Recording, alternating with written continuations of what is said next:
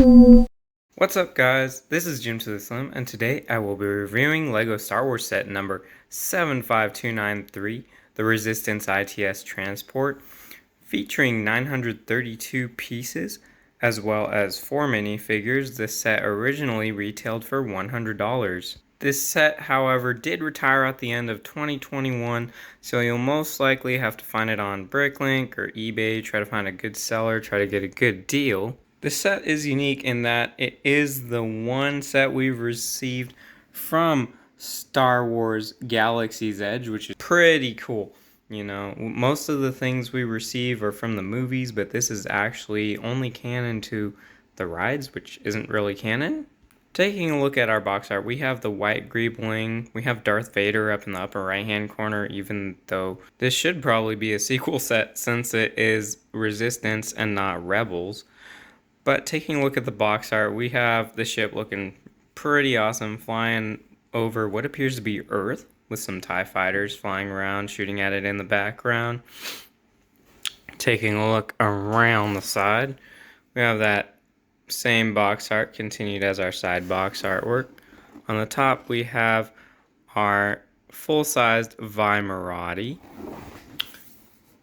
One thing I forgot to look at is our 4 minifigures, which are Vimerati, Lieutenant Bek, this black and red astromech droid, as well as our GNK power droid. Just one of the many different versions we've received of this droid. Now, on the back, we have what appears to be the ship in its landed position as it is on the Star Wars Galaxy's Edge ride.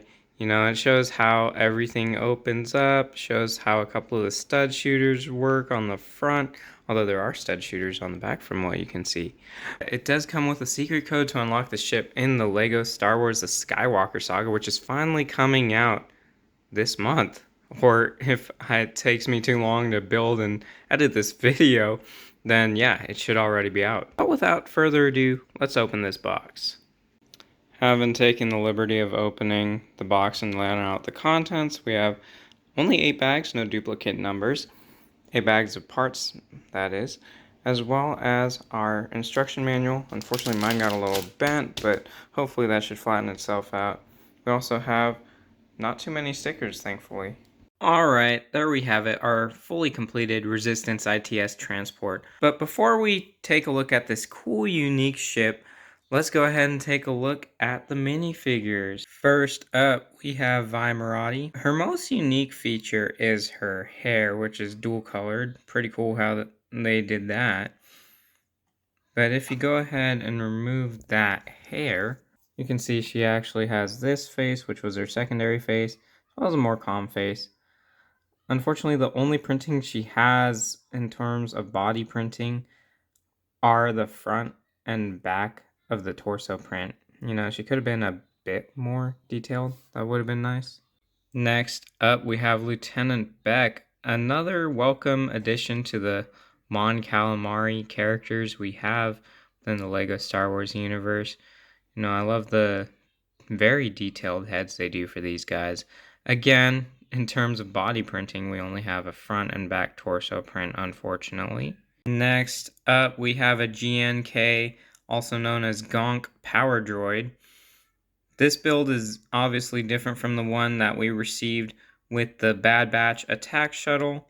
This one being more slim and green, just a little different. Last but not least, we have this black, red, and silver astromech droid. A very fine looking droid.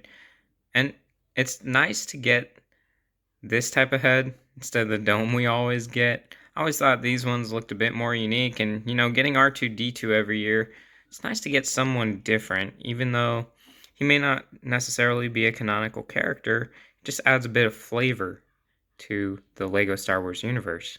And finally, taking a look at this build, I just absolutely love it. It is a unique ship that we have not received in LEGO, or that we have not even seen in the Star Wars universe except at Star Wars Galaxy's Edge. It is very reminiscent of, you know, your typical Corvette ships, although being different at the same time. It's pretty cool that you can actually build this Lego set, and you can actually go to the park and see this ship and even go aboard it in real life. It's not very often you can say that. But anyway, the way this ship opens up, you can get a bit of cockpit access here. Down inside you have a bit of a display panel. You can't really see that well. It's a sticker. And you can only fit, unfortunately, one character in the cockpit at a time, contrary to what you might think, because this is one thick build just for the cannons that rotate, interestingly enough. A lot of support going on in there, more structural stuff.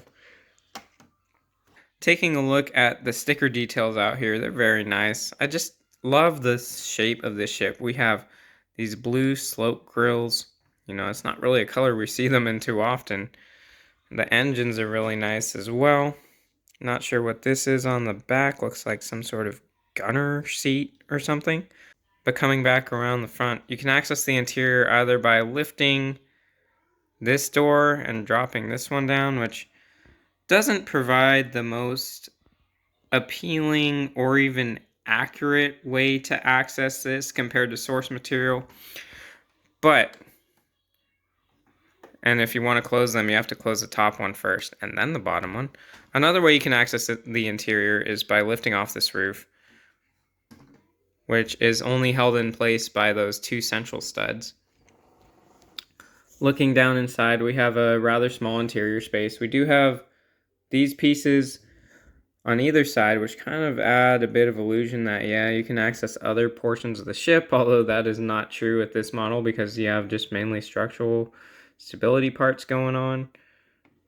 You also have this crate in here. This crate contains 2 blasters, so I guess this whole ship is meant to transport 2 blasters. Now, interestingly enough, even though this set comes with 4 minifigures, well, I don't know if this counts as a minifigure, it's a brick-built droid, but they always want to seem to count these gonk droids as minifigures. You cannot fit them all inside the ship at the same time, which is a bit problematic given that you would think this whole ship is meant to transport everybody and apparently 2 blasters.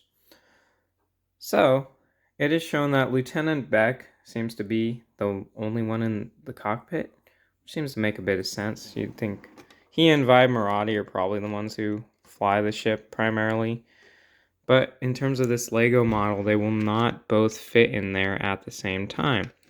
So you can fit one character in there at a time. Close her on up. Over back here, you might have to finagle your way into fitting a couple of droids in there. They'll kind of barely fit in there. And then I guess Vimerati can lay down on top of there. And put the roof back on and you're off to space. So yeah, technically they do fit in there, but you know, you'd think you would want Vimerati not just laying on top of the crate. She obviously can't stand on top of it because then the roof won't fit on there. She can't even sit on top of it because the roof is just too low. It won't fit. So your best option with that is either remove the crate or lay her down in there. But you'd think you would have a bit more of a spacious interior looking at the shape and size of the exterior. I guess you can connect the back studs of her legs onto there and put the lid on if you feel like flying it around. Swooshability is there. It's a bit of a hefty model, so not the most swooshable.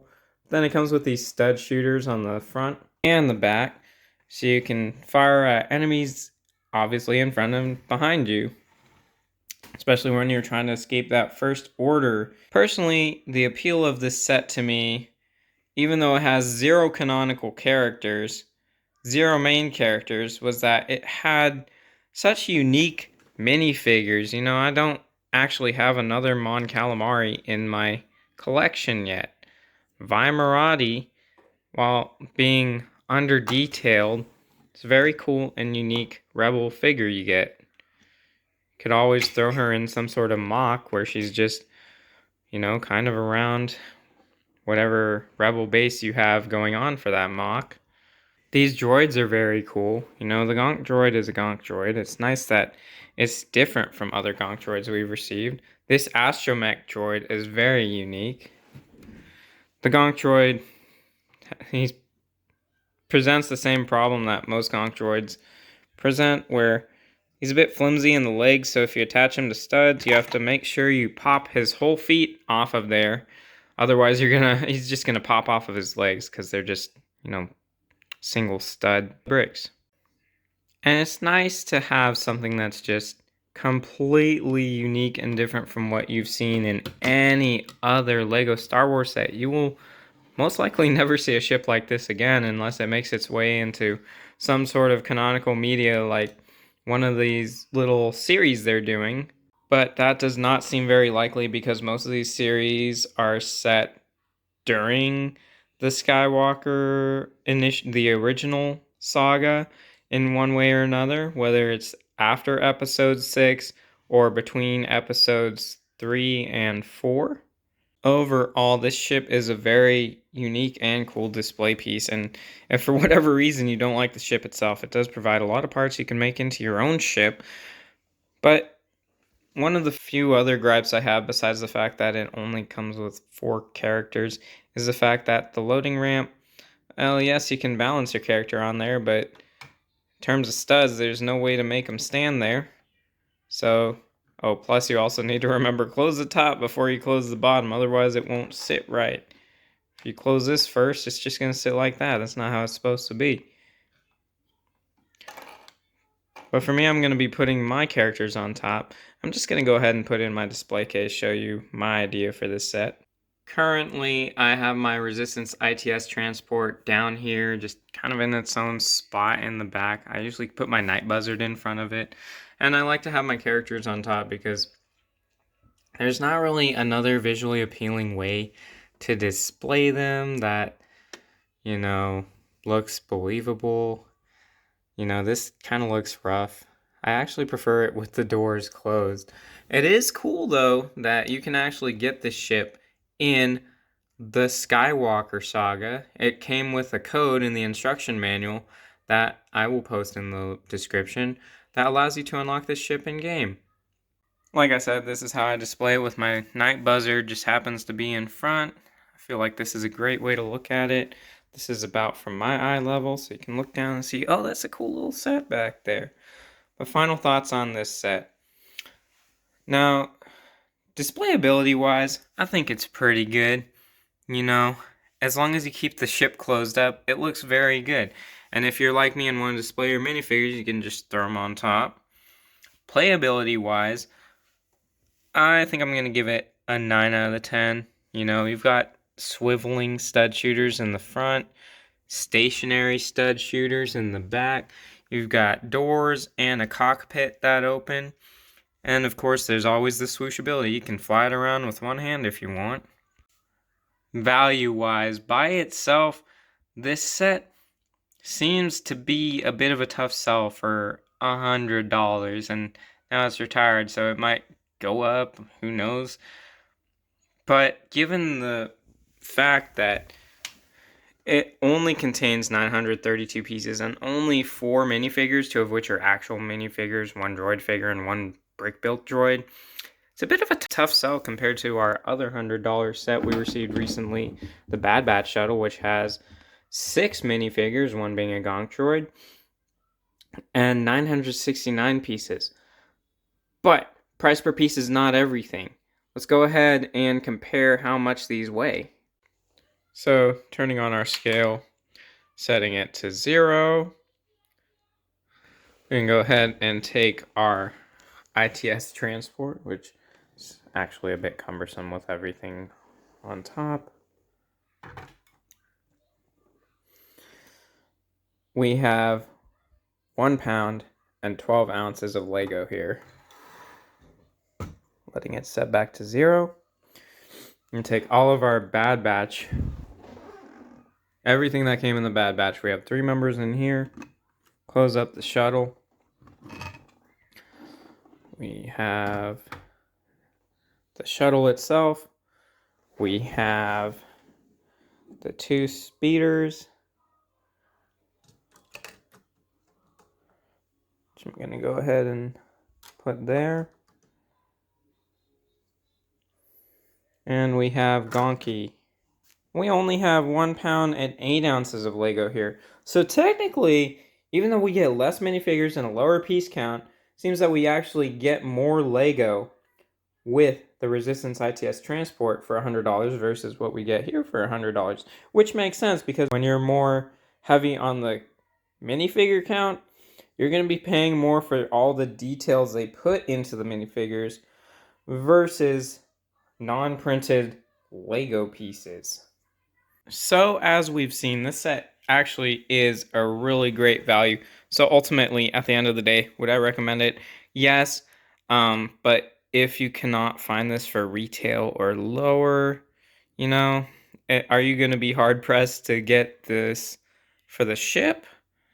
Maybe. There's a lot of stickers that you cannot get. So if you decide to part out the build, you're going to be missing the stickers, which add a lot of detail, actually.